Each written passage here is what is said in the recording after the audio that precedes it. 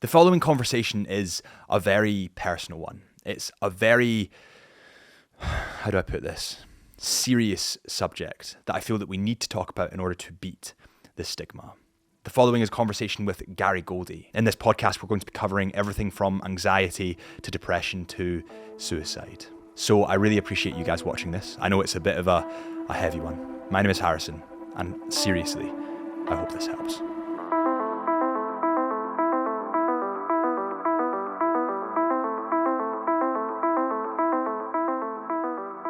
Almost 6,000 people die a year in the UK of suicide. That's 115 people a week, and over 75% of them are male. I just wanted to start this podcast with that kind of rather harrowing fact to underline to people how serious this is.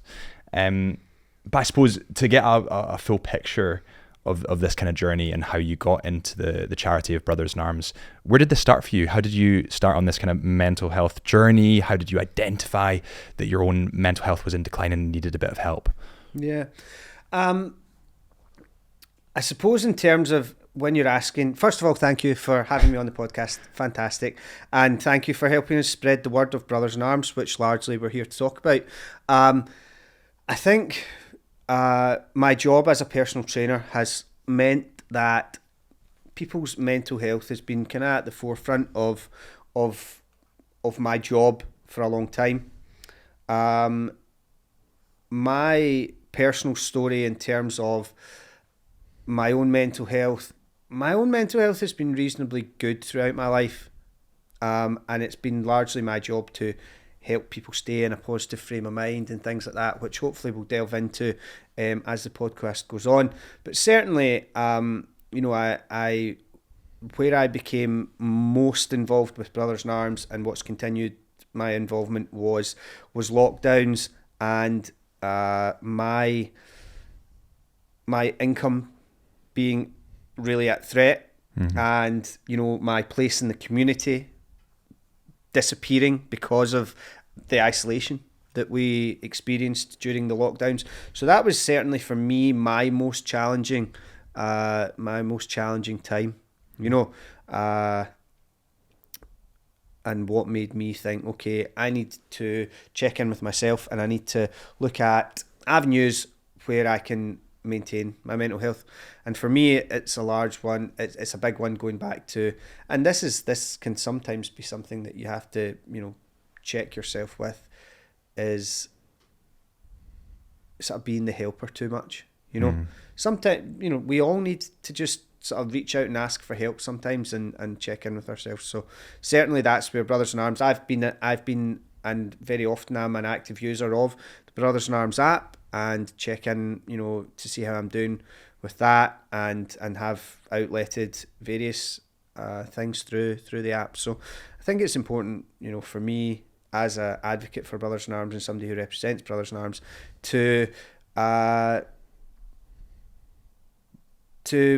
be actively involved in our own app, And you mentioned lockdown there, which I'm sure for many people was quite a horrible time because you lost so many basic aspects of life. You lost the socialization, the personalization, the casual bumping into people in the street. And for lots of people, that would be the cause of the onset of some of these mental health conditions. I mean, we saw a huge spike in anxiety after lockdown because people didn't really know how to socialize anymore. Yeah. What do you think are the kind of identifiers of someone that's maybe beginning to struggle with those mental implications? Yeah, that's it. I think it's a really good thing to point out. So recently Brothers in Arms have joined up with the Scottish Violence Reduction Unit, and an old school friend of mine, Kirsty Giles, is one of the project managers there. And training that we've developed with recently with barbers and hairstylists, and what we've been looking at is exactly what you're just asking. What are the signs that I can look out for with a friend, a work colleague, a family member, things like that, that would signal to me that person needs some sort of help or some sort of not an intervention, that sounds maybe a bit drastic, but it might be an intervention. Or just to talk. So things like And it might seem obvious, but, you know, things like personal hygiene. You know, if a person who generally is quite well turned out all of a sudden is not really looking after themselves, then that's maybe one thing.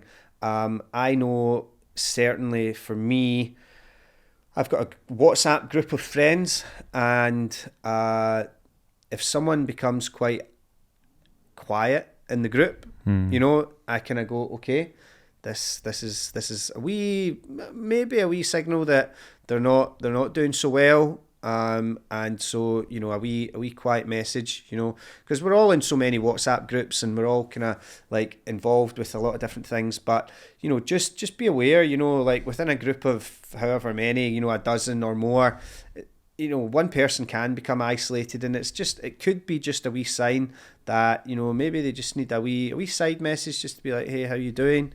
Getting on okay? Giving up on things that you're aware they used to enjoy, a person used to enjoy, you know, if they were part of a club or they had a hobby that they've kind of given up on, or they're just no longer interested in. Losing interest in all things, you know. So whatever it might be, you know, you become sort of apathetic to most things, you know. And so suggestions are just kind of, nah, I'm not interested in that, or whatever, you know. Dismissive, kind of. Yeah, absolutely. You know, look, you know, I think it's especially with men of a certain age where the mindset can just be like, oh, well, I'm getting older, and so now I just don't do the things I used to do, and I don't even, I mean, you know, alcohol and drugs are a huge, have a huge implication on your mental health, but going to the pub can be very, very good for your mental health, because you have that sense of community, because you're seeing familiar faces, you have a laugh, you're relaxed, you know.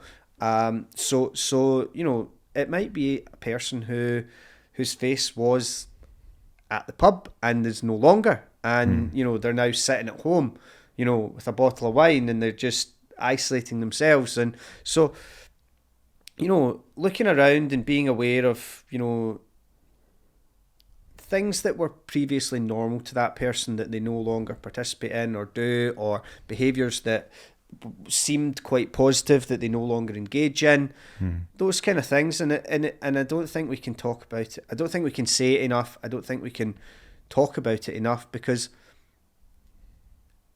it's, you know, when we think about personal stories of men taking their own lives that we've heard at Brothers in Arms, they'll say, oh, do you know, man, now that I think about it, it was really obvious.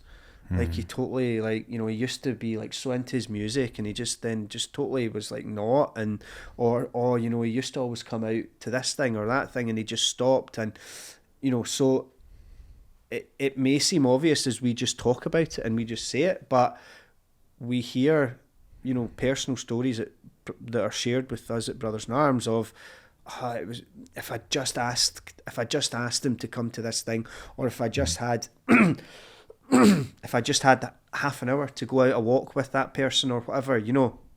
We have actually a really specific young person who took their lives last year, and, you know, one of the last messages that he sent was to some friends to say, hey, anybody up for coming a walk? And no one was available, you know. And that's not a slight on them or anything, but the outcome of that day was that person jumped off the Erskine Bridge, you know. And what we are part of the training that we've developed with barbers is helping them understand that so let's just quickly delve into why we decided to do a barber's training or hairstylist training. There was research done that said men who were surveyed, 75% of those men who replied to the survey said that they would rather speak to their hairstylist or barber about a mental health issue than they would their GP. So we said, okay, there's a lot of potential here. Let's look at a training, and that's why we developed that. Part of the training that we've developed is helping barbers, hairstylists understand Someone might disclose to you that they're feeling really down. Someone might disclose to you that they are struggling. Someone might disclose to you that they actually have thought about killing themselves, that they have a plan to kill themselves. There are lots of things that you can do to signpost that person to help. There are lots of things that you can do personally to just reach in and say, fuck, do you know what? Like, see, if you didn't come and get your hair cut with me, I'd be really sad. If you were not here and you had died and you'd taken your own life, I would be really sad about that. And that could be enough to make a person change their mind. Yeah.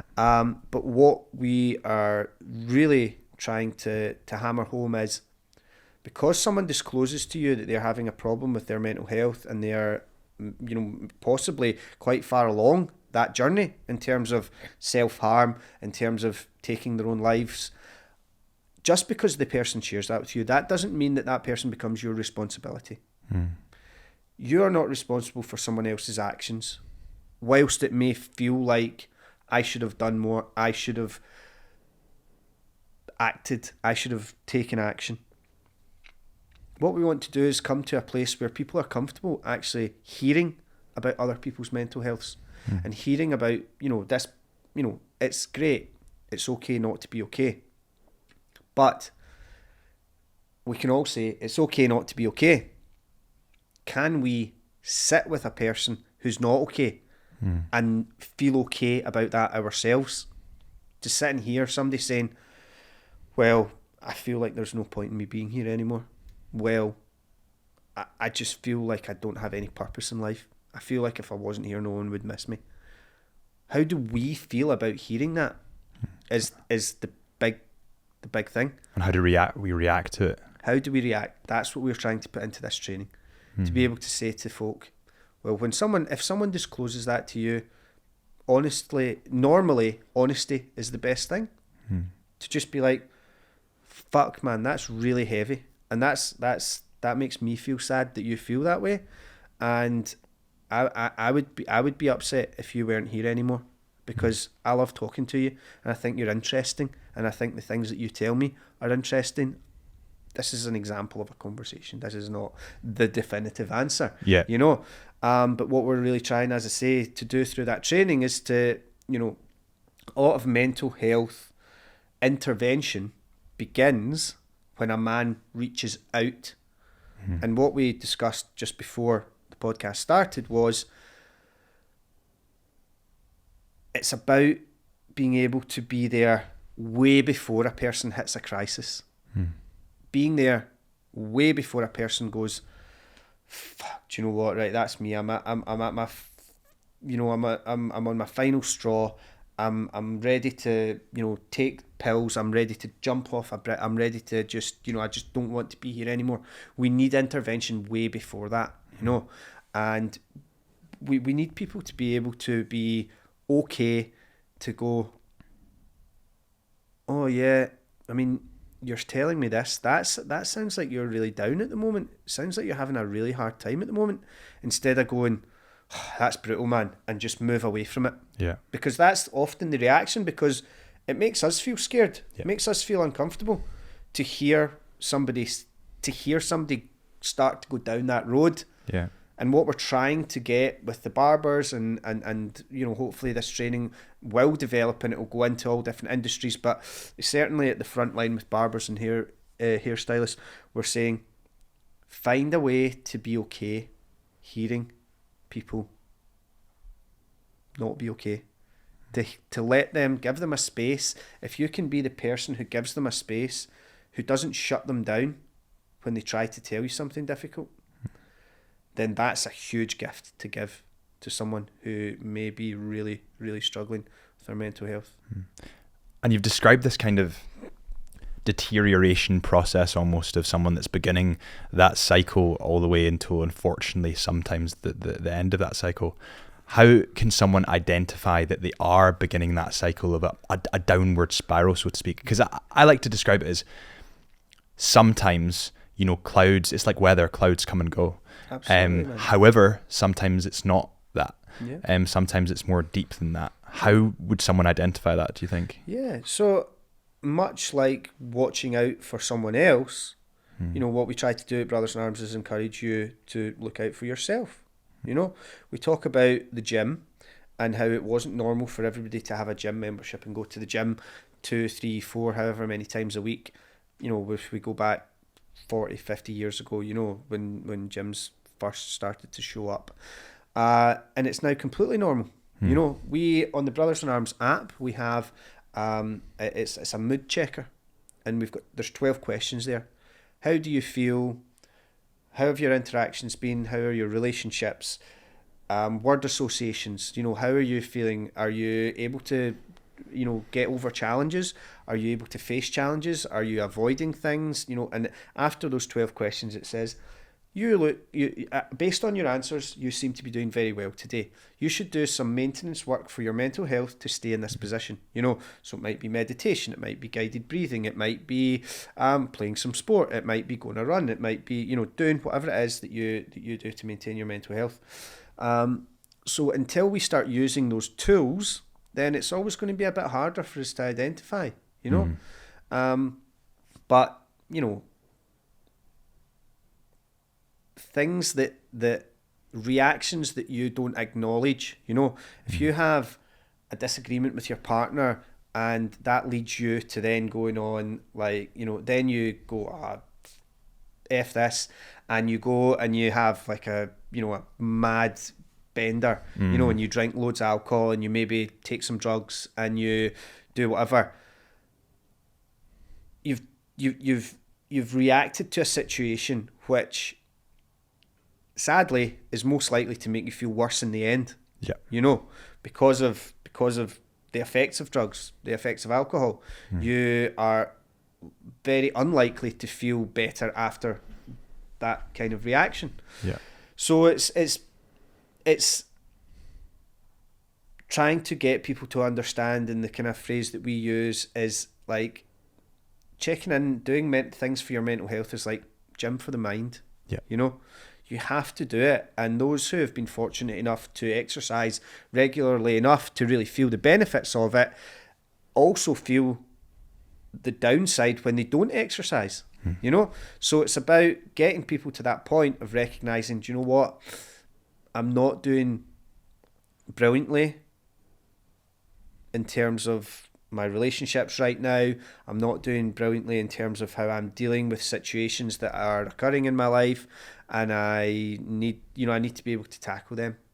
You know, the culture in the UK, you mentioned drugs and alcohol there, and I've been very fortunate in my life that I've been able to travel around the world, so to speak, for my job. The culture in the UK, from what I can see, is very toxic in terms of there's a huge drinking culture, which subsequently, and the kind of stats are backed up by this, is turning into a drug culture. Do you think that that's having an impact on how many people are suffering with mental illness? I think it's especially prevalent in younger people. You know, in younger people who are, you know, probably going through chemical changes in their brain anyway, and then you throw alcohol into the mix, then you throw cocaine into the mix, whatever else, maybe, you know, God, to be honest, you know, whatever other legal highs and other stuff that I don't have much knowledge of, you know. But when you throw that into the mix, you really, really have to understand. Certainly I always try to, you know, if we were going to festivals or we're going lads' weekends away, stag do's, things like that, it's like you really have to get people to understand that if you're going to do that, if you're going to participate in drinking and drug taking and whatever else, all of these things spike the chemicals in your brain, dopamine, etc. They're spiked, and so you're flooded with these great chemicals, you know. But what happens is there's the downside to that. That's your come down, you know, and your hangovers, and you have to, if you're going to step into that, you have to understand that there's a downside. What you also have to kind of understand, especially for younger people, is that passes, you know. I think suicides are most prevalent on like a Tuesday. Male suicide is highest on a Tuesday, you know. And that's because people have had very, very often it's because people have had big weekends Monday they've gotten through. Tuesday they've hit the worst of whatever we want to call it, the fear, anxiety, whatever, and they just go, oh, I can't deal with this, and they take their own lives. They make an irreversible decision. There's huge research around suicide, and males who attempt suicide and unfortunately enough don't succeed.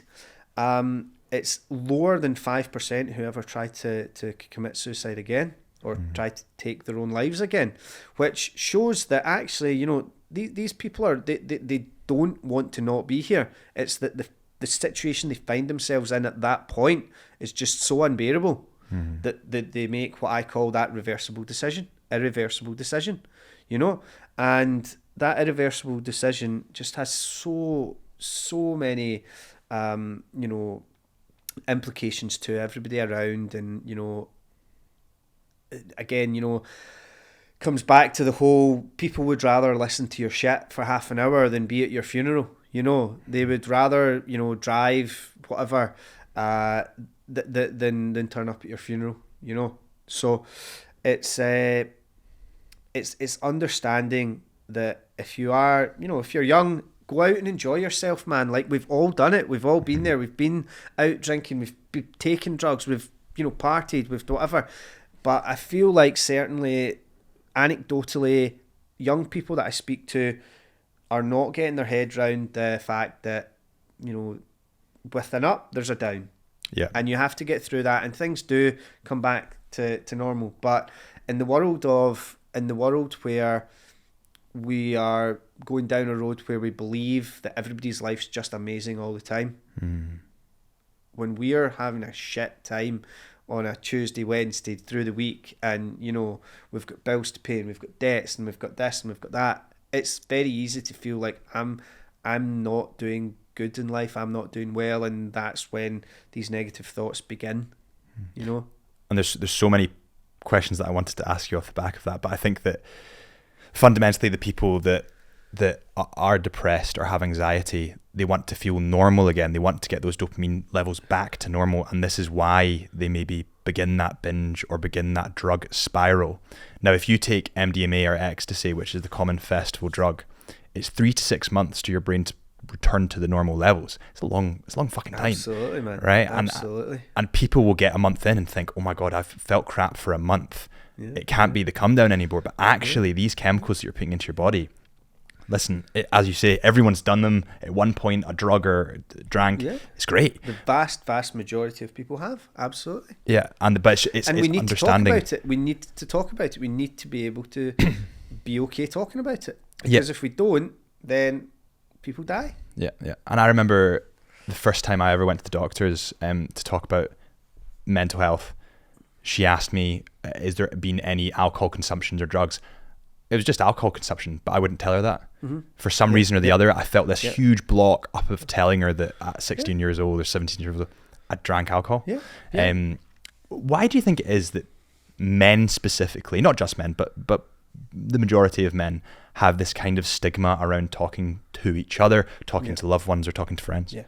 So this is hard hitting, and this is really sad, because the research is that it's not about disconnection, it's not about whatever, it's that men feel ashamed, and you've just described it just there. You were ashamed to sit in front of that doctor and say, yeah, it might have something to do with alcohol. It's the shame.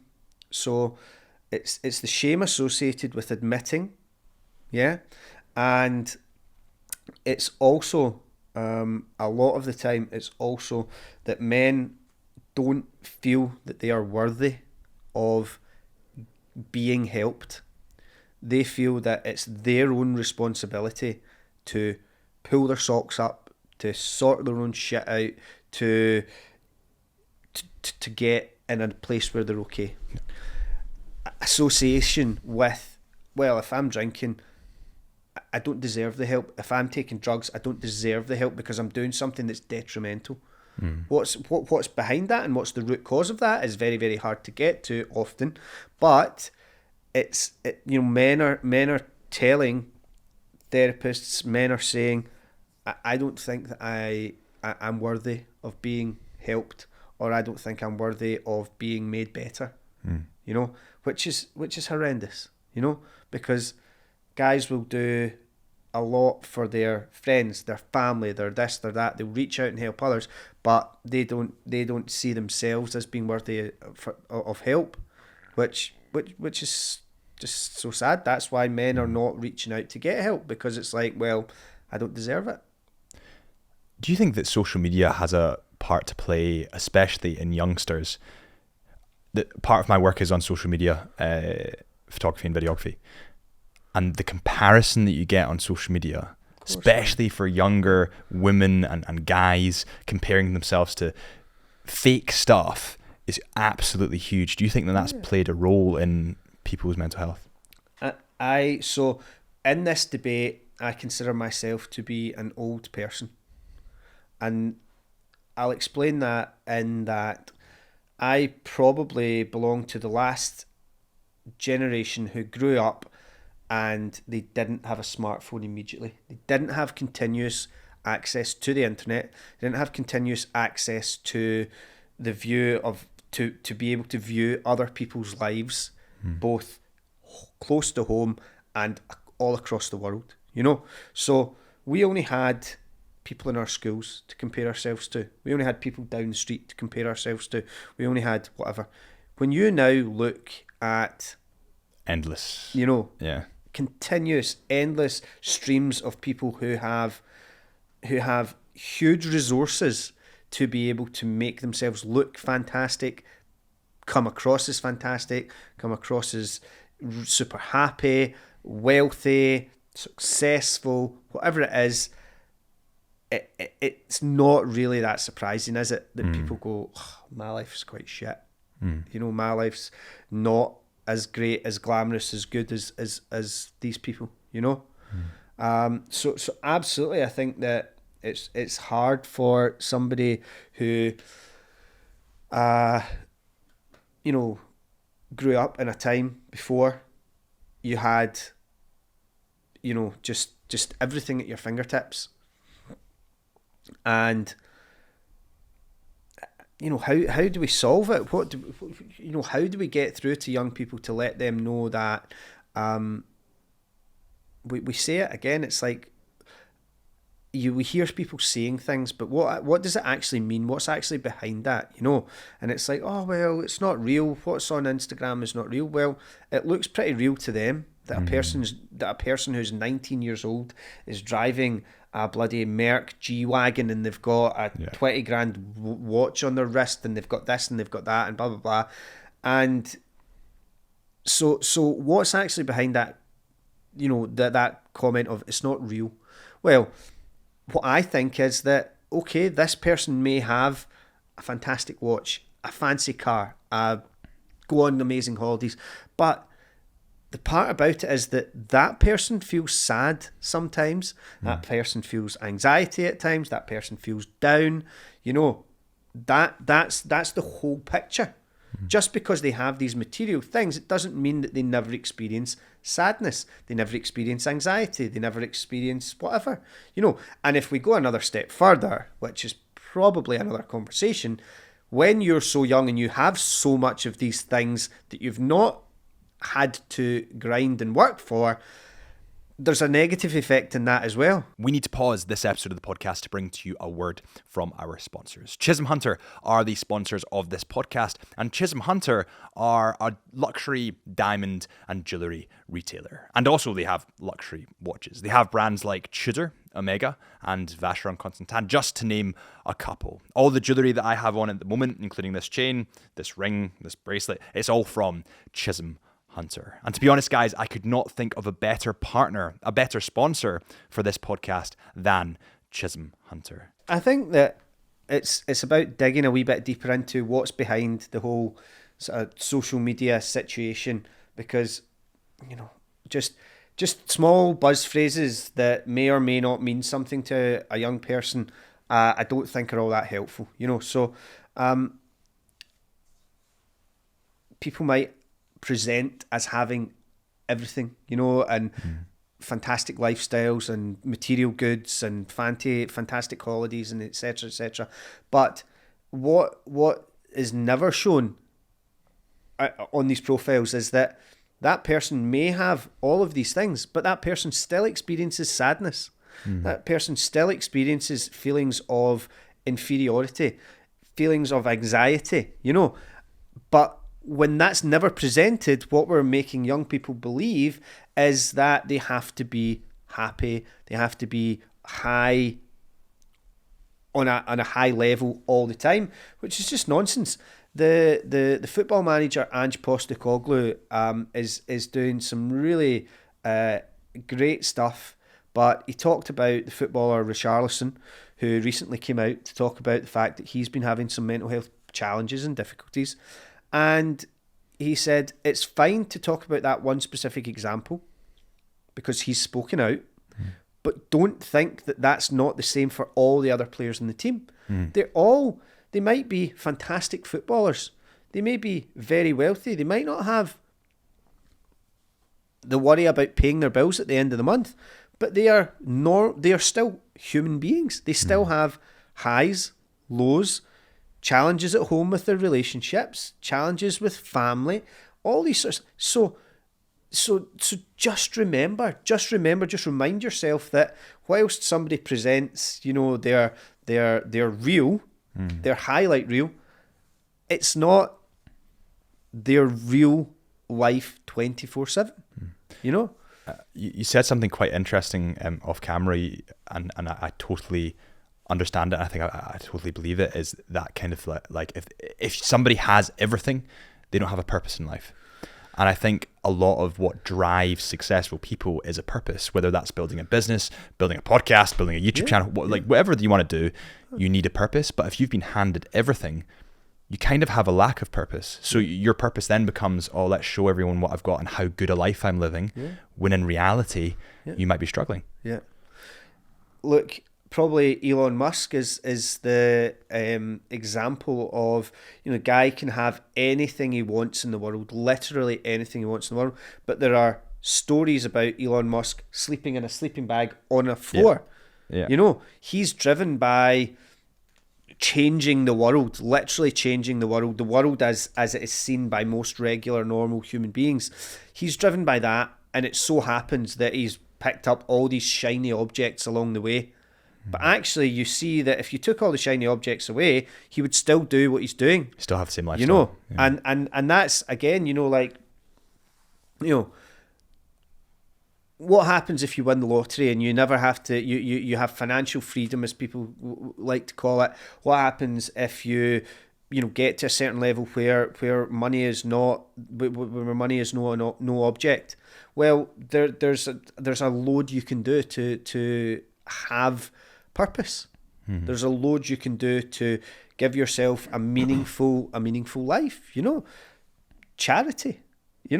I would love to spend my most of my week spreading the news or spreading the word of Brothers in Arms, getting in and helping people. Fortunately enough, in my job as a personal trainer, I'm plugging in with people's mental health daily, and that really that makes it absolutely okay for me getting up and getting out to work and whatever. And again, if I achieved that level of, financial freedom where I didn't have to work to earn money, I would probably still be doing largely what I'm doing now, which is a very, very fortunate position to be in. A lot of people go to jobs that they hate, and people do jobs because, the guy next to them in school who had similar grades was like, I want to get into finance because I can make loads of money and be rich and cool and whatever it might be.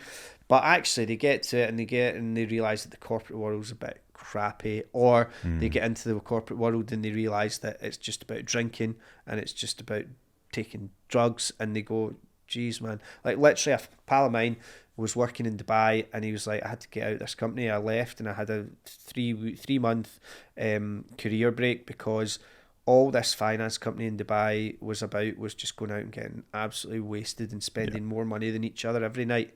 And he's in his mid-30s, and he's like, it's not the lifestyle I want, So yeah, those are the it seems obvious, but I just don't think you can repeat it often enough. I agree. I had a friend, I won't name him, but I had a friend that went down to London. Actually, I've had quite a few friends that went down to London, and he started for a finance firm. He was making a load of money. He was getting big bonuses. Yeah. He was out 5 days out of 7, and he was getting wrecked. Yep. And after 2 years, he was just like, I can't do this anymore. Yep. He was like, I'm making more money that I know what to do with, but I would literally be happier as a fisherman, genuinely, and not making as much money, but being happy and at peace with what I'm doing. London is a tough place. Let's use London as an example of, how your mental health can slip really quickly and really easily. We've got several examples clearly between us where you get brought to London by the shiny objects. Friend of mine was offered an apartment in Canary Wharf by their firm, and just to entice them down there because they had said, I don't want to come and live in London. Went down there to try it out for a month and was like, I am absolutely done. Because you're having to do it all because there's so much happening in London. Having to do your job, which look, if you're going to earn money, you're going to have to do some work for that. You're going to have to produce work for that. You don't just get to turn up at your desk and sit there for 6-8 hours a day and then get paid 6 figures or more. So you're having to produce work. You're having to stay up late, work, or come into work early or whatever. But then you add on top of that, like you say, your 4 or 5 nights a week where you're going out and it's like, oh, client dinners, we've got to go and entertain our clients, we've got to blah, blah, blah. Or the clients are paying and, it's just like champagne and this and that. And then the next bit, and it's like, oh, yeah, well, I better take some of this white powder to keep me awake and keep me going. And, before you know it, we've just clearly shared there several examples. Now, it's not that London's the demon town, it's just the example we're making. This is happening in cities all over the UK. I think a huge part of that though is the community aspect, because I think a key part of maintaining good mental health is having a really tight-knit group of friends and people or family that you can talk to. Now in London, especially from what I've heard and I've seen, all right, I'm going to go for a client dinner. Oh, I'm going to go do this and see these new friends that I made. They're not actually your friends. They're just there because you're probably going to take cocaine and you're probably going to get pissed. And that's it. And then as soon as you leave and you text them, oh, do you want to just chill out and, I don't know, watch a movie? Nah, I'm going out to get wrecked. That's it. And you kind of, because it's this really weird thing where London's such a big city with so many connections that you have none.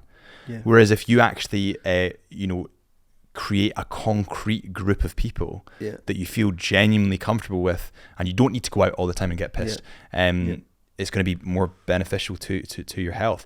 Do you think there's a correlation between, I know that statistically speaking, women have bigger groups of friends and are more likely to talk about their issues to their friends. Do you think that has a direct impact on the suicide rates being higher amongst men? Inarguably, yes. Absolutely, because the statistics say so. The statistics tell us so. Suicide is the highest killer of men under 40. In the UK, we have in Scotland we have the highest drug death rates. And the vast majority of them are men. As I say, the answer to that is absolutely yes. But again, what use is that to somebody who wants to listen, who's listening to this podcast, thinking, what's the actual help that I can get from this podcast? What are the points being made that I can actually relate to, or I actually feel have a truth for me? So it's things that I see on social media, like disappear from the scene for however long and see how much better your mental health gets, and I go, well, I don't know, like if I isolated myself, I think that would cause some challenges for me, but I think the point behind that is stop trying to be everything to everyone. You're down there, you want to have, you're there, you want to have a successful career, but you don't want to be the guy who goes home early, or the person who's like, oh no, I'm not doing that, I'm above that, because people feel judged. We know ourselves from being in the pub, either either me being there and saying, no, I'm not drinking tonight or whatever, or being in a group where you're all drinking and someone says they're not drinking. The number one purpose in our lives becomes make that person drink, because it actually makes us feel bad that we're drinking. Yeah. So we're bringing that down. So like I say, it's like, what's behind these memes? What's in that for me? How do I relate to that? Well, if you're somebody that would struggle with isolation, what you need to do is find a better group, and we're in a great place now. Again, it's very, very easy to talk about the downside of social media and how bad it is for our mental health. But look, I can pick up my phone right now and I can go, I want to go cycling with a group of people in Glasgow, and I can probably find a group of people to go cycling in Glasgow with within 5 minutes. I can find a group to go running with. I can find a group to go climbing with. I can find a group to go. So there's community out there. It's about tapping into the community. I am absolutely the non-expert, but I've had friends ask me, Gary, how can I go out and meet a girl? Like, you can talk to anybody. How can I go out and meet a girl? I'm like, well, first of all, I've been married and in a relationship for over half my life now. Yeah. So I'm probably not the best person to give that advice. But if it was me in that situation, I would be going out and going, do you know what? I love cycling. So I'm going to go on a bike. I'm going to join a bike group. And there might be a nice person there that I might get chatting to. There might be a girl there that I like, whatever. Go and do something that you would enjoy doing anyway. Yeah. And inevitably you will meet good people there. Yeah. And they're going to be more interested in the hobby, which may well have a couple of beers at the end of it or a couple of drinks at the end of it. But the main point is going to be the thing rather than just the drinking. Yeah. Because, I think we've got a period of our lives where we can do that drinking because we're young, we're energetic, we're full of beans, whatever. But in terms of, we've talked a lot about younger people. Talking about people as they mature and they get to, say, their mid-late 20s, 30s, whatever, you're going to have to find stuff that you enjoy away from drinking. Otherwise, ultimately, you are shortening your life. I think that's so important as well, that exercise aspect, whether it's climbing, cycling, whatever it is, that also builds your community while doing something positive for your body and your brain. Yeah. I think that's so important, so that if you do have those, a couple of beers on a Saturday night, at least you've done exercise during the week and you've been... You can bounce back. Exactly. And how would you say that, obviously you've talked there about men growing that community in terms of tapping into Facebook groups, Instagram groups, whatever it is. How do you think after they've built that community, they begin engaging in that conversation of, listen, I do feel a bit like shit. I think I need to talk to you about it. How do they get over that stigma that most men have of not talking? Yeah, well, I think again, it's a spectrum. It's a spectrum, and I find for men who know that they need to do something differently in terms of how they feel about themselves on a day-to-day basis. It's a spectrum, in my opinion. It's a spectrum. And that spectrum begins with being honest with yourself and saying, I actually have real mental health challenges and I feel that I need to do something about them. Otherwise, I am really going to get seriously depressed, and that will result in either my needing medication to just feel okay day to day, which there is nothing wrong with. That's another way of, being able to get through your day. I'm not bashing that. Or my mental health is going to deteriorate to the point at which I feel that my enjoyment of life across the board is becoming less and less. Or the next step, I'm thinking about self-harming, or I'm thinking about taking my own life. Brothers in Arms, I think, is to help the viewers of the podcast and the listeners of the podcast understand. I think there's a huge spectrum of help available to men in Scotland and in the UK, all the way from probably ourselves, who we want to be the way before crisis, the people that help you check in and see how your mental health is, help you become aware when your mental health is declining, help you maintain good mental health, help you improve your mental health, and actually get, beginnings of therapy, all the way up to Samaritans, Breathing Space, who provide a crisis phone line, which often is overrun. Yeah. We've got some things in between, which I'll just kind of quickly describe for people. So I think Brothers in Arms is what we would like to believe is the low hurdle for men to start engaging in help for their mental health, which is downloading our Brothers in Arms app and starting to track your feelings, your thoughts on the app, and then take the feedback that comes from the Brothers in Arms app to then decide what you do next. Sometimes it will tell you should speak to one of our therapists, of whom there are a number available online to speak to one-to-one. So you would then be engaging in a one-to-one therapy situation, but it would be online. And again, for me, doing that in the beginning of your mental health journey is easier than telling a loved one, or looking up a therapist, phoning a therapy centre and saying, I would like to book a therapy session because I feel depressed, I feel content, always sad, or I feel apathetic to life. To then being able to then being in that little journey for a bit, to then be able to say, well, actually, do you know what, I'm going to reach out to a loved one, or I'm going to say to a loved one or a person that's close to me, actually, I've been struggling, but actually this Brothers in Arms app has actually helped me, and I now want to maybe speak to other men about my issues and see where that kind of where my issues sit with other men or whatever. Yeah. So we have a fantastic male peer-to-peer support group called Andy's Man's Club, and it's run all over the country, and it is a peer-to-peer support group. It's a place where you go and you can speak to other men about your mental health issues, and they're doing fantastic work. You then have Brothers in Arms, we participated recently in something called the Men's Mantra Council, and it is a group of men who are feel disconnected from their fellow males, and they do high level breath work. They do some really quite uncomfortable, and I don't say uncomfortable in a negative sense whatsoever, but they do some quite uncomfortable work which allows men to connect to men again. To understand that we are all brothers, and that we're all here to support each other, and that we're all here to push each other on and whatever. That community is growing. That's called the Men's Mantra Council.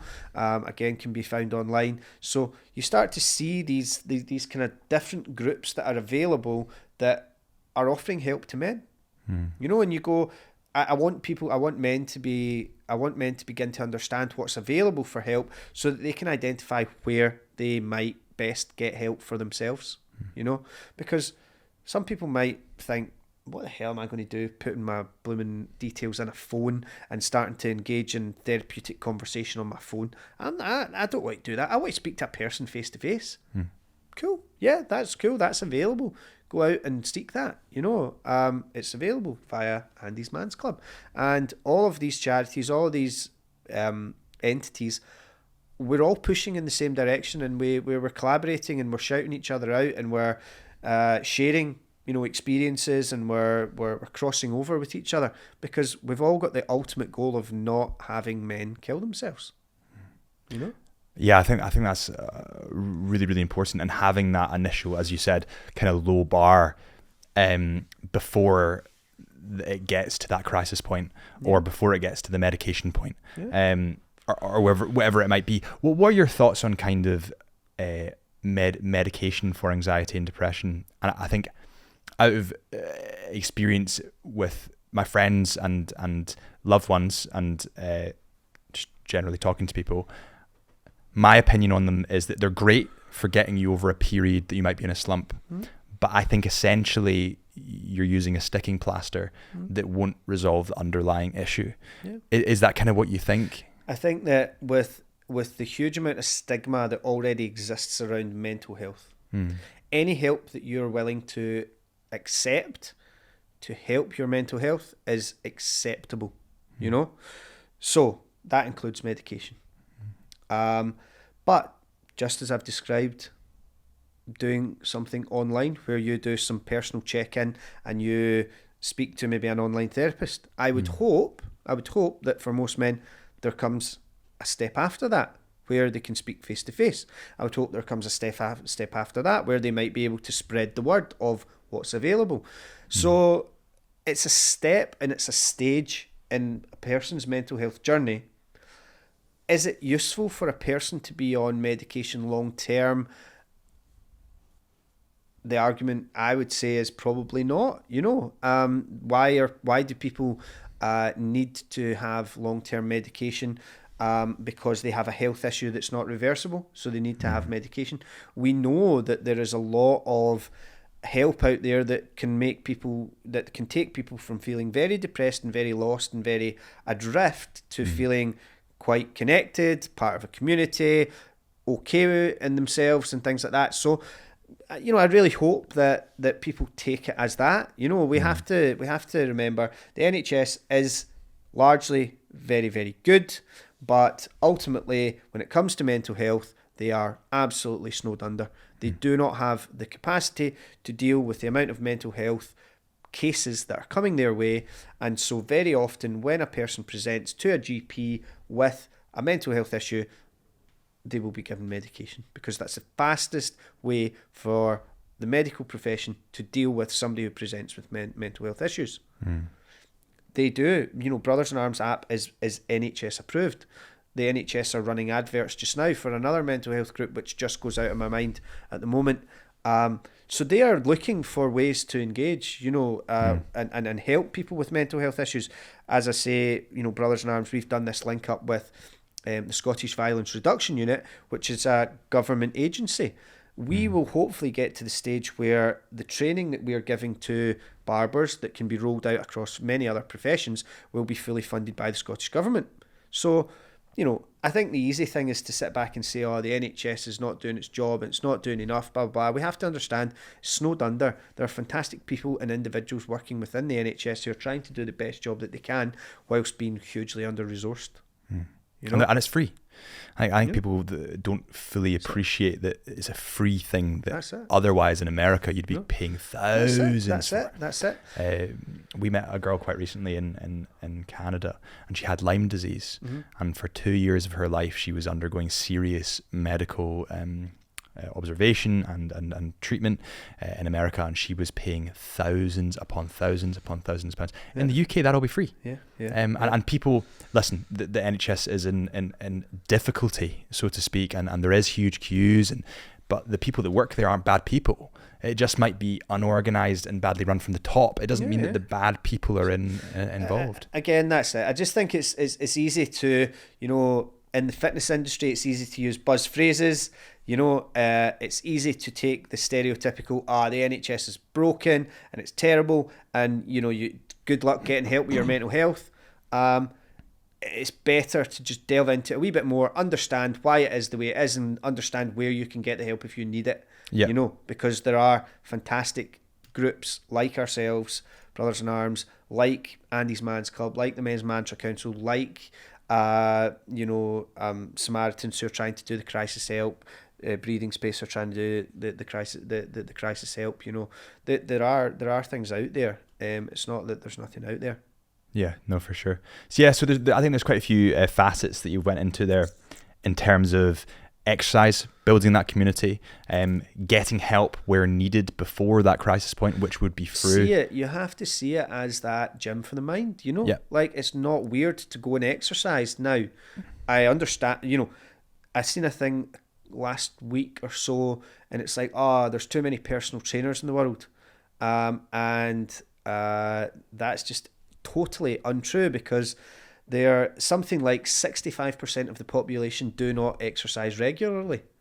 They need personal trainers to help them exercise regularly. That 65% of the population, So,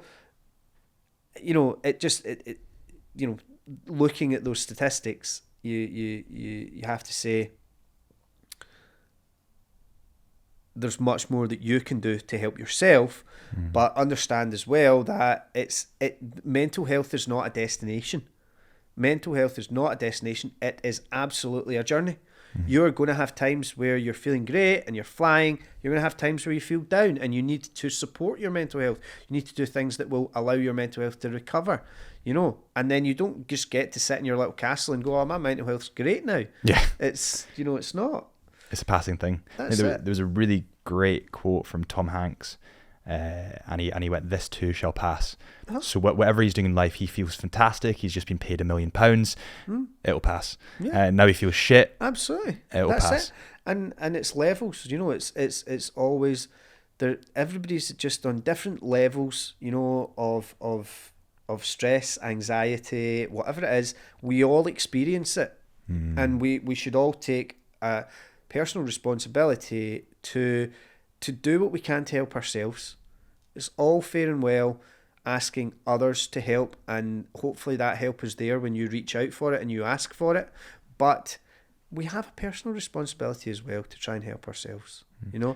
Yeah, and I think of course there's the first step of and that low bar is set for going to the Brothers in Arms website or joining their community or the therapy, whatever it is you sort of need to do. But I think if someone were to go away and take direct action from this podcast, it would be tell a friend or a family member how much you appreciate them.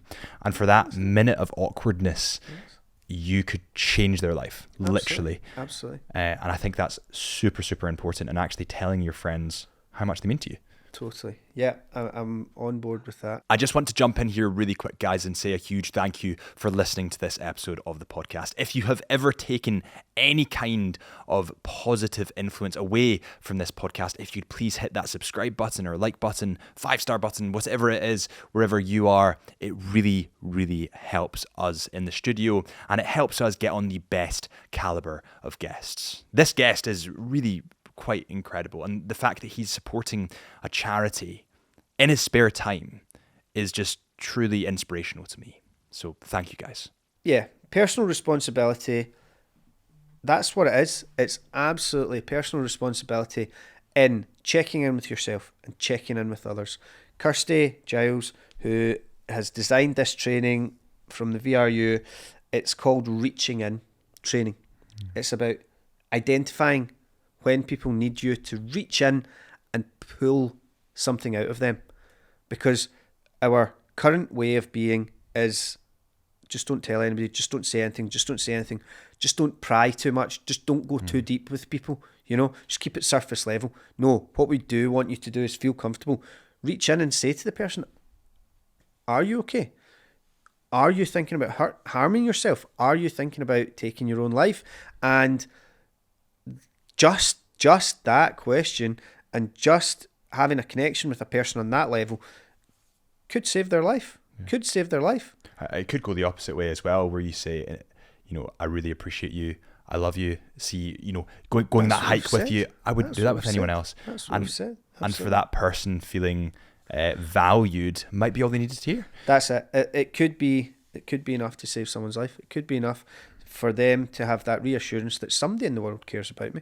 Somebody in the world values my interaction, my being with them, and it's important. It's really important, and it's not easy to do. It's simple to do.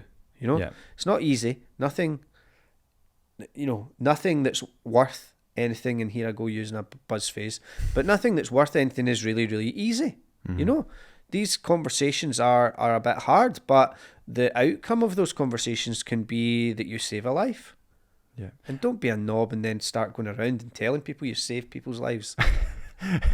Because we know people that do that. I'm this, that, the other, and they get on their box and you're like, yeah, that's not really what helping people with their mental health's about. It's not about pulling accolades and being like, yeah, look at me. Yeah. It's funny. I went after I heard that quote, it was on a podcast about just telling people how much you appreciate them. I was on a hike with one of my best pals called Andrew. We went to the most remote pub in Scotland. Shit hike, don't do it. Yeah. Not that. It was great. It was really great. 50k, but yeah. He's probably the only guy that I would ever do that with. Yeah. And after I thought, shit, I should have just told him that. Yeah. In terms of just and he might have just been awkward about it, but even still, it's making him aware that it's a valuable friendship. It's huge. It's huge. Yeah. And I'm here for him as well as he's there for me. I started guiding on the West Highland Way this year. I've taken a few groups of clients, but I really next year want to have a group of men who do want to improve their mental health and use the 5 to 7 days of the West Highland Way to really break down some barriers, talk about some issues, spend time alone walking in nature, which is massively therapeutic, thinking about things or maybe not thinking about anything, just having to have a very, very basic goal of getting from A to B and going through some fantastic scenery, you know. Hopefully, well, certainly I will develop that and hopefully, you know, get groups of guys out doing that and then sharing their experience and building on that. It's funny, it's interesting you mentioned that. I think that being out in the wilderness, out in nature, whether it's pishing it down, whether it's sunny, whatever it is, especially for me, and I can only speak from personal experience, but it's so therapeutic. Whenever there's tons of work, we've got 6 videos to edit, there's 3 podcasts going on, we've got a backlog of stuff going on, I'll do the weirdest thing and I'll be like, right, I'm going to climb a Monroe at 2 a.m. and everyone's like, yeah, you're insane, but actually that is my therapy, because climbing up, when you get to the top you think, it's not actually that big, I can get this done tomorrow. Totally. And it does put things into perspective. Definitely. I had a dinner once with Mark Beaumont, the cyclist, and we talked about, he talked about the challenges that he had when he came back from long cycles, which we're talking about like round the world cycles. And he's like, then I had to come back and I had to like get used to paying bills again, and I had to get used to the mundane tasks that you need to do in life, and sometimes they were stressful and sometimes they brought me down and made me my mood not where it might be. There is absolutely just something really, really powerful in having one goal, which is get up that mountain and get back down that mountain, get from A to B, which is a 20-mile journey, and only that's my only goal for today. That's all I need to achieve for today. There's a huge amount of power in that, and also a little bit of adversity as well. Having sore feet, having breathing heavily, not knowing if you'll definitely get up there, and get and safely return. That sounds slightly extreme, but you get the basics. There's many people will never have just experienced that. Just like all I've got to do today is get from here to there, and that's that. And it's going to be hard and it's going to be tough, but it's one thing I have to do, and at the end of it I go, I've achieved what I set out to do today. When you've got 700 other little small tasks at home waiting for you, to know that you achieved something on that one day is really powerful. Really. And no matter how small it might be, there was a really interesting, all I do is listen to podcasts now. There was a really interesting podcast and they were talking about Navy SEALs and SES soldiers. And obviously when SES soldiers stop their service, so many of them go into extreme sports. Yeah. Hundreds of them. And the podcaster was asking why this was the case. And the soldier said, when I'm in the field, all I have to think about is that next door, knocking down that next door, knocking down that next. It's not taxes, it's not going to the 9 to 5, which normally, there's no trivial anything. It's clarity in terms of I need to do this one thing. And the reason that they go into extreme sports, skydiving or whatever it is because for that 10-minute period, all they need to think is about pulling that chute. And it's the clarity involved in doing that. That's it. And it makes complete sense.